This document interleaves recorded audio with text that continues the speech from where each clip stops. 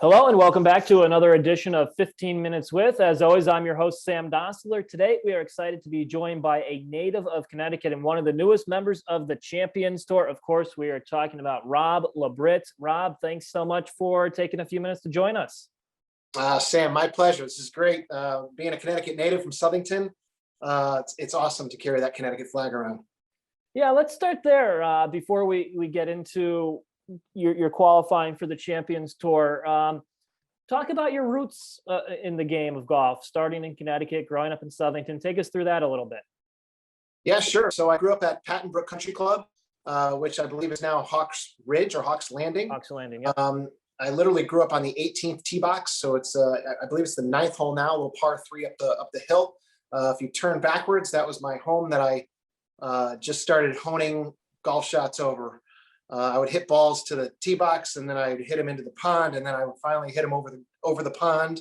And then sooner or later, within a few years, I was getting halfway up the hill and then to the green. So Patton Brook Country Club was I played there every day. Played there with another good friend of mine, Fast Eddie Fernandez, who a few years ago won the World Long Drive in 2018. So him and I were just pushing each other from the very get-go. We love the game of golf. He was a baseball player, and he struck me out so many times I couldn't hit him. I figured that wasn't my sport. So I went to a sport where the ball didn't move. It became a lot easier. A lot easier, but not totally easy, right? That dang ball sitting there is still tough to hit. Oh, it's crazy. It's crazy. Yeah, you got to have a little love-hate relationship with that guy. But sooner or later, I think you'll grow to love it. For sure. And so you grew up in Southington. Eventually, you spent a year at Central Connecticut State. Before turning pro in 1990. I believe you're only 19 years old when you turned pro. What was your decision process like, and where did your career go once you turned professional? Yeah, so my parents actually moved me down in my junior year in high school to Hobestown, Florida. They saw that I was a pretty good golfer, and they figured for me to get a golf scholarship, it'd be better if I played year-round. So I played year-round. I got a nice scholarship to Central Connecticut State University. And I lasted a semester and a half because I found it way too easy to skip class and hit golf balls. I mean, it's not something that I want to promote, but it's one of those things where, my passion lied with hitting the golf ball.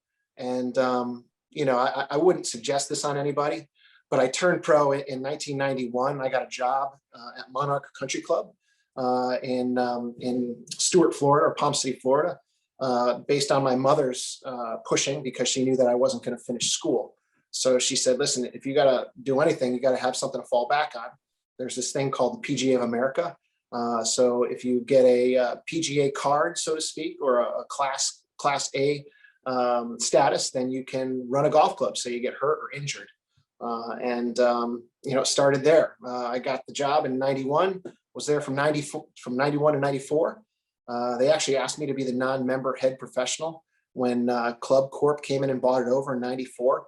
And then in 95, I had some sponsorship opportunities, and I went and I played for 3 years up until about 1997 when my father passed away. So you've been working towards competing against the best in the world for a long time now. Take me through how it finally happened. So to the Champions Tour, all the way to the Champions Tour here. In 97 or 1998, I was given a great job at Shinnecock as a teaching professional.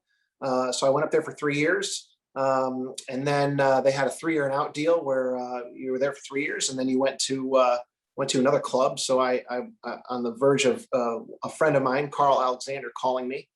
He offered me a position at Glen Arbor in the year 2000. I qualified for a few tour events between 2001 and 2004, the Buick Classic, the Honda Classic, and 2 PGA Championships in 02 and 03.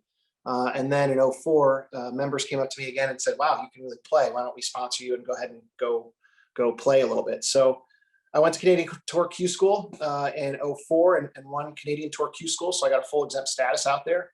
I played there for a couple of years, 04 and 05 and 06. And then at the end of 06, I came back to Glen Arbor as the director of golf. I had a marriage that was a little tough one, and I had a child, so I decided to be around for the child, and unfortunately the marriage dissolved a few years later. But it was a great great idea for me to come home and be with him. So I was with him all the time, and then came back in 06, as the director of golf at Glen Arbor. And after becoming the director of golf at Glen Arbor, you continued to play. It didn't stop your playing, but just more on a local, regional basis. Is that correct? Yeah, I mean, as a PGA member, I was fortunate enough to qualify for the National Club Professional a bunch of times. I think now 14 or 15 times in my career, and I've made it to the PGA Championship 8 times. I had some success up here in the section. I basically won all the events, and there's a few I still haven't got. There's a Met PGA Championship, which I haven't got, or the Met Open. But I had some success up here, and in those major championships, I never gave up that dream to just keep playing. That the competitive fire would always come out in me, and it's always been in me. But it's I turned it into other things. I turned it into coaching. I turned it into being the director of golf at a golf club with membership, and making sure that club, Glen Arbor, was one of the best clubs in the Northeast. And to this day, Glen Arbor is just a special place. So all the hard work for the last I've been there 21 years now has come to fruition. The golf club's in a great state. My golf game's in a great state, and now we're going in 2022 to play the Champions Tour, baby. You mentioned the Champions Tour. It starts in late January. Do you have any tournaments picked out? Do you know when you're going to start playing? I do. So the third week in January is it's like a tournament of champions. It's for all the winners of the tour events last year, or this year, so to speak. And my season will start up with the first tournament second week in February, which is the Chubb Classic at Tiburon in Naples, Florida. And in January, I still have a lot of PGA events to play in, which are I'll play in the stroke play, the senior, junior, the senior stroke play now that I'm 50, and just a few more events to kind of get ready. I believe the Bonita Bay Pro Member and the Isleworth Pro Scratch. So I've got a ton of events to play in January to kind of get myself ready for competing out on that Champions Tour in February. We're chatting with Rob Labritz. He recently qualified for the Champions Tour. Rob, you got a lot of notoriety, I think, with the video that they put out there on Twitter and on, I'm sure, Instagram, Facebook. First off, have you seen the video that I'm referring to after you learned that you earned your card? Yeah, as a matter of fact, I put my phone away after I earned my card for a few hours, and just kind of celebrated with some of my friends that came down to watch. And then I saw the video a few times, and I'm an emotional guy. I've worked my entire life for this, so they had a camera kind of following me around after I signed the scorecard, or when I was going through the process, and I was trying to do all I could just to kind of hold it together. To be honest with you, if there was no camera there or anything like that, I probably would have been on the floor in a fetal position, sucking my thumb. But I managed to kind of hold it together, and a few people said some words to me that were that just kind of triggered the emotion, and sacrifice being one of them. My family takes the brunt of this, unfortunately, because they all the extra time that I have away from the club, I spend working on my game.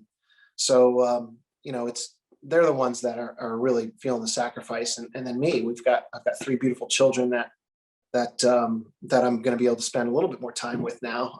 However, I am going to be traveling a lot more, so the balancing act is going to come in. Yeah, I'm just totally excited to get going. Yeah, for sure. Speaking of your support, who have some of your biggest supporters been? Who are some of the people you have weaned on throughout this process? Of course, your family, but teachers, friends, longtime supporters. Yeah, so teachers, Bill Davis and Tom Wilson and Carl Alexander, the 3 guys that have really just put so much time and effort into my game with me. Huge support. A lot of friends, a lot of, Facebook, with social media and Facebook, a lot of friends, have just over the years just sent so many nice messages in every little tournament that I've played or qualified for majors. So, with social media, it's been pretty cool because you reconnect with all the friends that you're not around anymore if you live in a different state. So not to single anybody out, but my family, my coach, the team at Glen Arbor, the owners at Glen Arbor, and Glen Arbor and the members at Glen Arbor as a whole. It's just, the support is just overwhelming. They're incredible. I couldn't do any of this without any of them.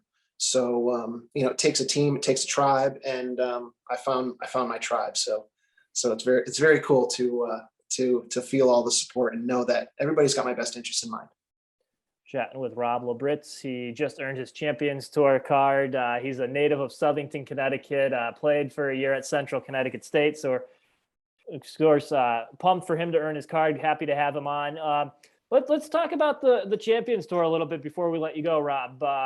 You've played in a handful of PGA championships. You've played in some PGA Tour events. How do you think those experiences will help you when you get out on the tour as a regular player? Yeah, that's a great question. Every time that I play in a PGA Championships, I think I've played in 8 of them now. Especially the last 4 or 5, I try to play and try to see if I can get in contact with the best players in the world at the time. I've played rounds with Dustin Johnson, with Keegan Bradley, with Tommy Fleetwood, Webb Simpson. So all the guys that have done very well out there, when you're playing and talking and playing practice rounds with them and watching them go about their business, there really wasn't much difference. The things that they said to me on the solid side were like, wow, you have got some serious game. When people start to say that, you believe it. And then, as you start to play in events, and the 2 stages in Q School really helped out. That boosted my confidence big time, because I played solid for those 2 weeks, and didn't make a lot of bogeys, made a lot of birdies. And I just know that my golf swing and my golf game, I'm working on the right things. I'm doing the mental preparation properly. I feel very calm out there now, especially after last week. I played an event this week at Pine Tree. It was their 50th. It's called the 50th. They have 50 major championships at Pine Tree.